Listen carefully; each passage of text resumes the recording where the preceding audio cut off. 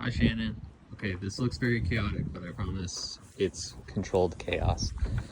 So I've got the solar panel off. I've got it in the back of my truck. I just have it face down so we don't damage it at all. But it came off really good. No damage. These are the mounts I was talking about. I just replaced that wood, but otherwise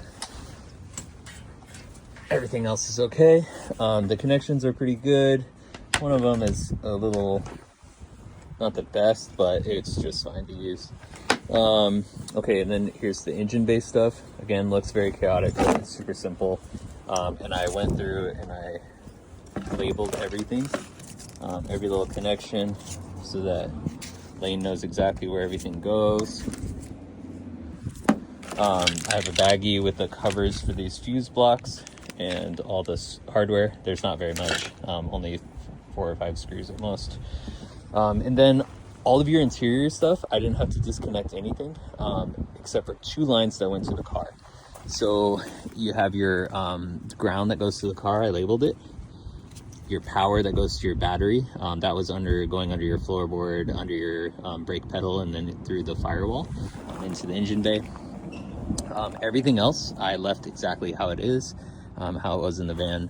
The only other disconnection was obviously to the solar panel, so I labeled that, and the connectors are unique to each other, so it's easy to know which one goes to which. And to be safe, so I didn't shock myself, the only other disconnect was the inside battery, so I labeled it indoor battery positive, and that goes on there.